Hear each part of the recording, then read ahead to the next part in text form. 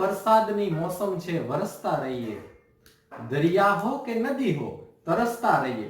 નમસ્કાર વિદ્યાર્થી મિત્રો, સ્વાગત છે આપનું આપણી ઓફિશિયલી યુટ્યુબ ચેનલ એટલે કે કેમેસ્ટ્રી વિથ MM શર્મા.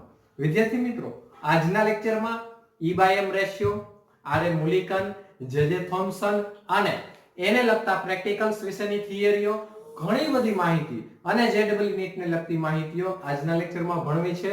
તો જોઈએ બાળકો આજનો લેક્ચર. વિદ્યાર્થી મિત્રો, આજના લેક્ચરમાં કોણીય વેગમાનના પ્રકારો વિશે ચર્ચા કરવી છે. તો કોણીય વેગમાનના પ્રકારો વિશે ચર્ચા કરીએ જે JEE નીટ માટે ખૂબ જ અગત્યના છે. વારંવાર 2-3 વર્ષે એમાંથી JEE નીટના ઘણા બધા MCQs પૂછાતા હોય છે. એની ચર્ચા કરવી છે. તો કોણીય વેગમાનના બે પ્રકારો, એક કક્ષકીય કોણીય વેગમાન અને બીજું સ્પિન કોણીય વેગમાન. એક કક્ષકીય કોણીય વેગમાન અને બીજું સ્પિન કોણીય વેગમાન. કક્ષકીય કોણીય વેગમાનનું સૂત્ર, કક્ષકીય કોણીય વેગમાનનું સૂત્ર આપેલું છે in root L into L plus 1 into h upon 2 pi. સૂત્ર આપેલું છે in root L into L plus 1 into h upon 2 pi. NEET 2012 માં પૂછાયેલો પ્રશ્ન, p કક્ષકનું કોણીય વેગમાન જણાવો. p કક્ષકનું કક્ષકીય કોણીય વેગમાન જણાવો. તો પહેલા આપણે એનું સૂત્ર લખશું. કક્ષકીય કોણીય વેગમાન બરાબર in root L into L plus 1 into h upon 2 pi. આપ જાણો છો s માટે l નું મૂલ્ય 0 હશે, p માટે l નું મૂલ્ય 1 હશે. તો 1 into 1 plus 1 એટલે શું થાય વિદ્યાર્થી મિત્રો? 1 into 1 plus 1, 1 plus 1 is equal to 2. 2 into 1, 2 into 1 શું થઈ જશે? in root 2 into h upon 2 pi. આ 2 ના બે ભાગ પાડો જી. તો મેં આની પહેલા કીધું તો 2 ના બે ભાગ પાડવા હોય તો in root 2 into in root 2. તો ઉપર શું આપેલા છે?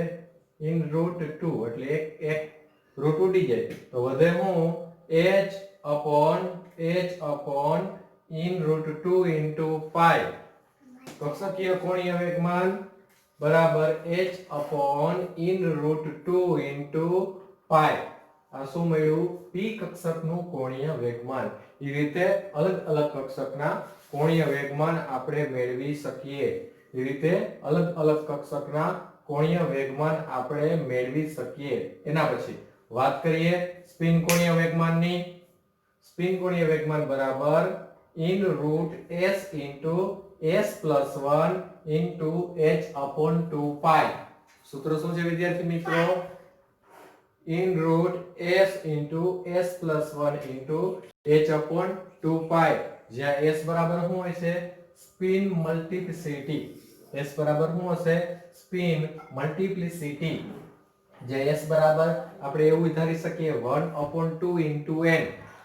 1 upon 2 into n. જ્યાં n એટલે અયુગ્મિત ઇલેક્ટ્રોનની સંખ્યા. જ્યાં n એટલે અયુગ્મિત ઇલેક્ટ્રોનની સંખ્યા. ધારી લ્યો કે પૂછ્યું છે નાઇટ્રોજન માટે સ્પિન કોણીય વેગમાન જણાવો. ધારી લ્યો કે પૂછ્યું છે નાઇટ્રોજન માટે સ્પિન કોણીય વેગમાન જણાવો. તો કે પહેલા તમારે શું જોવું પડે? નાઇટ્રોજનમાં અયુગ્મિત ઇલેક્ટ્રોનની સંખ્યા. તો નાઇટ્રોજનનો ક્રમ 7 1s2 2s2 2p3 1s2 2s2 2p3. 1s2 માં 2 ઇલેક્ટ્રોન, 2s2 માં 2 ઇલેક્ટ્રોન, p માં px py pz 3 ઇલેક્ટ્રોન, ત્રણેયમાં એક ઇલેક્ટ્રોન. એટલે અયુગ્મિત ઇલેક્ટ્રોનની સંખ્યા શું થાય? તો કે નાઇટ્રોજન માટે 3. અયુગ્મિત ઇલેક્ટ્રોનની સંખ્યા શું થશે? નાઇટ્રોજન માટે 3. તો જોઈએ નાઇટ્રોજન માટે 3 થશે તો કે એને s તો શું મળે? તો કે 1 upon 2 into 3. 1 upon 2 into 3. 3 1 3 એટલે શું મળશે? 3/2. s શું મળશે? 3/2 નાઇટ્રોજન માટે S શું મળશે 3/2 સૂત્રમાં કિંમત મૂકીએ 3/2 તો 3/2 + 1 * h/2 પાઈ તો શું થશે તો કે આનો લસાઅ લઈએ એટલે 5/2 અને 12 શું થશે 3/2 તો 5 તેરી 15 અને છેદમાં 2 2 * 2 * 4 લઘુ મળશે √15/4 h/2 પાઈ શું મળશે √15 * 4 h/2 પાઈ હવે 15 નું વર્ગમૂળ લઈએ 4 નું કેટલું થઈ જાય 2 હવે 2 પાછાની એ ગુણે તો 2 * 2 4 પાઈ આપણને મળશે √15 * h/4 પાઈ તો વિદ્યાર્થી મિત્રો આ મળ્યો નાઇટ્રોજન માટેનો સ્પિન કોણીય વેગમાન આ મળ્યો નાઇટ્રોજન માટેનો સ્પિન કોણીય વેગમાન હવે મારે માન્ય કક્ષા માટે પરિમિતિનું મૂલ્ય જોઈએ છે તો માન્ય કક્ષા વર્તુળાકાર હશે એની પરિમિતિ તો કે 2πr થાય માન્ય કક્ષામાં રહેલા ઇલેક્ટ્રોન માટેનું કોણીય વેગમાન ઈ સૂત્ર હું તમે જાણીએ છીએ શું mvr nh/2π શું થશે mvr nh/2π nh/2π હવે મારે જોઈએ છે તો કે પરિમિતિ એટલે 2πr તો હું r ને રાખું 2π ને અહીંયા લઈ લઉં તો mv ને મારે ક્યાં મોકલવા પડે નીચે તો પરિમિતિ 2πr nh/mv 2πr nh/mv જેને હું આપું સમીકરણ નંબર 1 આથી જાણીએ છીએ આથી જાણો કે લેમ્ડા બરાબર શું હોય h/mv લેમ્ડા બરાબર શું હોય h/mv mv ને કરતા બનાવ દો તો લેમ્ડા ક્યાં જાય છેદમાં mv બરાબર h/લેમ્ડા સમીકરણ નંબર 2 જોઈએ અહીં mv ની કિંમતમાં હું આ કિંમત મૂકી દઉં તો સમીકરણ 1 માં સમીકરણ 2 ની કિંમત મૂકતા તો 2πr બરાબર nh/લેમ્ડા છેદનો છેદ અંશમાં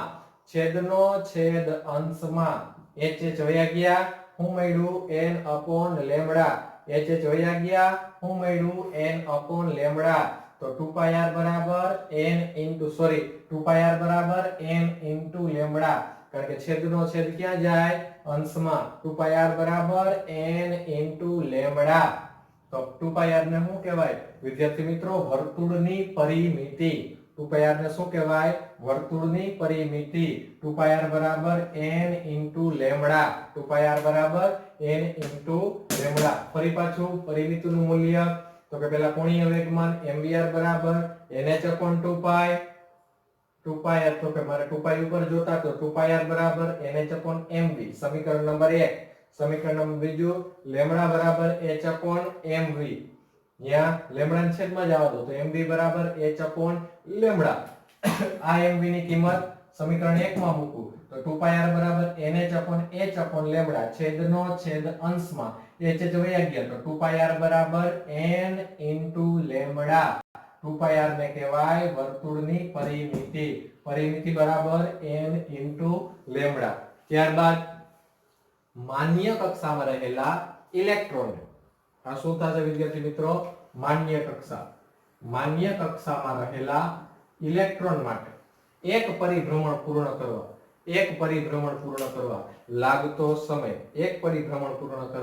લાગતો સમય તો t બરાબર પરિમિતિના છેદમાં વેગ પરિમિતિ આપ જાણો છો વર્તુળની પરિમિતિ 2πr વેગ એટલે v 2πr વેગ એટલે v કક્ષીય કોણીય વેગમાન આથી જાણો કે કોણીય વેગમાન માટે mvr બરાબર nh/t mvr બરાબર nh/2π તો મારે ખાલી v જોતા હોય તો mr ક્યાં વહી જાય છેદમાં તો v બરાબર nh/2π mr v બરાબર nh/2π mr એને આપી દઉં સમીકરણ નંબર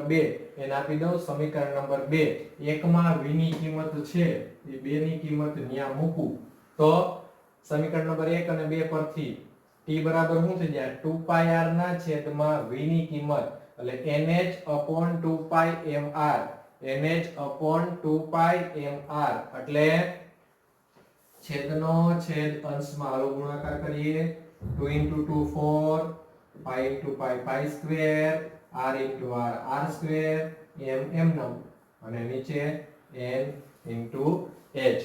તો t બરાબર શું મળ્યું? t બરાબર શું મળ્યું? 4 pi square into r square into m upon n into h second. n into h second. તો માન્ય કક્ષામાં રહેલા ઇલેક્ટ્રોનને પરિભ્રમણ પૂર્ણ કરવા માટે લાગતો સમય તો t બરાબર પરિમિતિના છેદમાં વેગ 2πr upon v mvr બરાબર nh upon 2π. જે v ની કિંમત લઈ લીધી, v બરાબર nh upon 2π mr.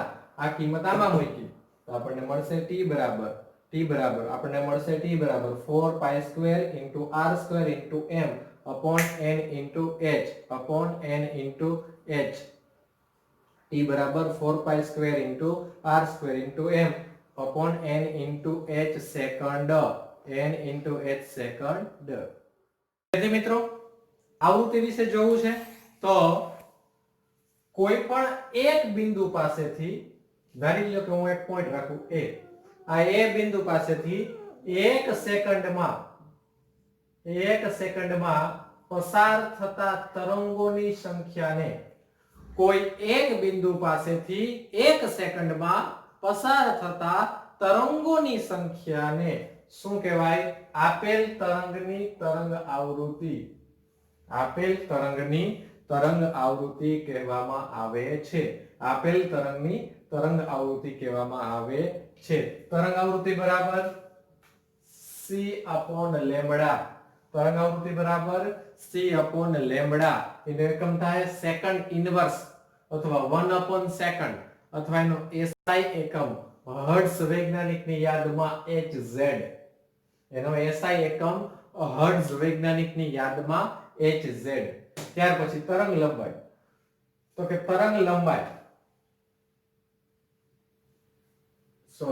તરંગ સંખ્યા.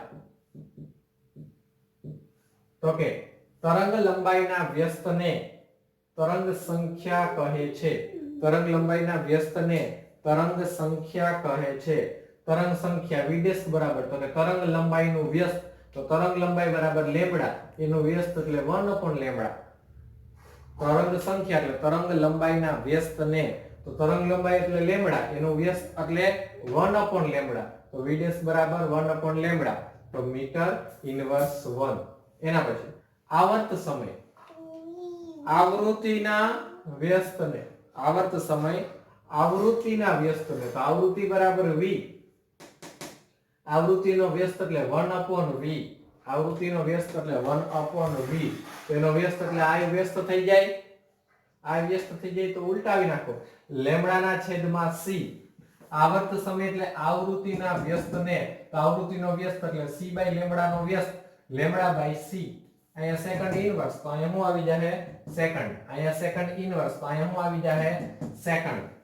એના પછી એક આઇન્સ્ટાઈન કોને કહે છે? એક આઇન્સ્ટાઈન કોને કહે છે? તો કે 1 મોલ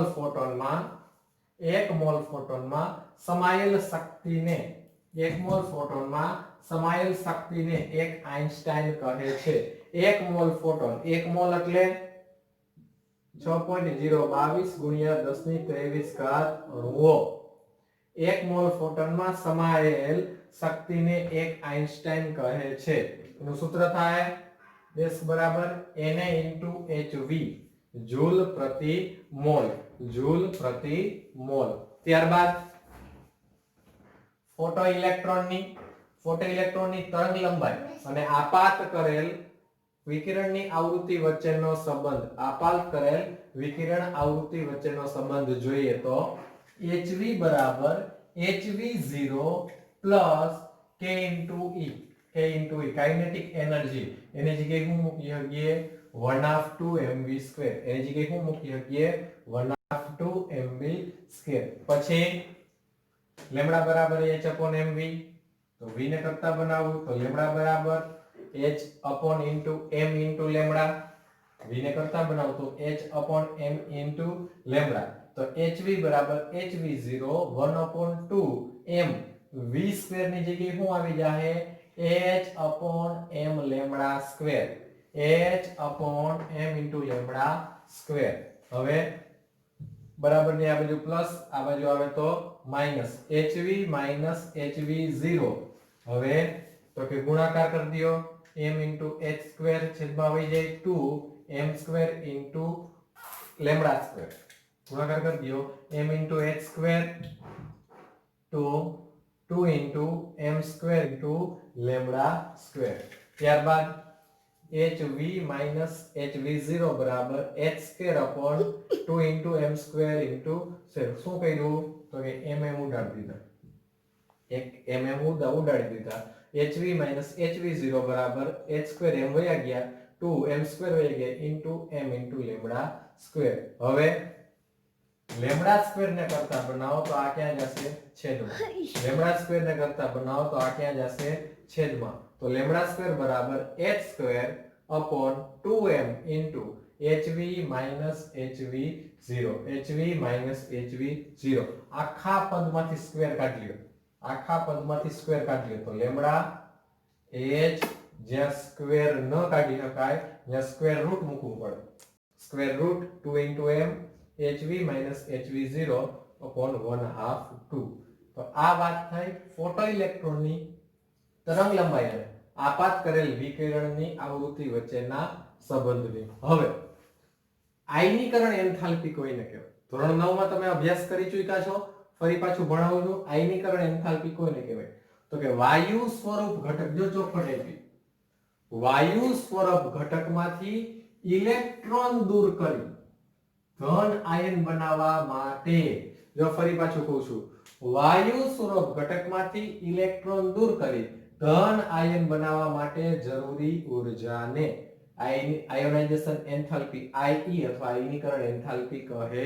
છે તો I નું સૂત્ર I is equal to I of H into Z square જ્યાં HLS એટલે શું હાઇડ્રોજન લાઇક સ્પીસીસ હાઇડ્રોજન જેવા ઘટકો હાઇડ્રોજન એટલે જેમાં એક ઇલેક્ટ્રોન હોય ઈ હિલિયમમાં કેટલા હોય 2 એક દાન આપી દે એટલે +1 એક ઇલેક્ટ્રોન થાય લિથિયમમાં કેટલા હોય 3 2 દાન આપી દે એટલે એક ઇલેક્ટ્રોન થાય બેરિલિયમમાં કેટલા હોય 4 3 આપી દે એટલે એક ઇલેક્ટ્રોન થાય બોરોનમાં કેટલા હોય 5 એક આપી દે એટલે કેટલા થાય 4 ઇલેક્ટ્રોન તો આ કેવા થયા હાઇડ્રોજન લાઇક સ્પીસીસ હાઇડ્રોજન જેવા ઘટકો તો આયનીકરણ એન્થાલ્પી કોને કહેવાય વિદ્યાર્થી મિત્રો વાયુ સ્વરૂપ ઘટકમાંથી ઇલેક્ટ્રોન દૂર કરી ધન આયન બનાવવા માટે જરૂરી ઊર્જાને આયનીકરણ એન્થાલ્પી કહે છે ધન આયન બનાવવા માટેની ઊર્જાને આયનીકરણ એન્થાલ્પી કહે છે મિત્રો E/m રેશિયોની જ્યારે વાત કરીએ છીએ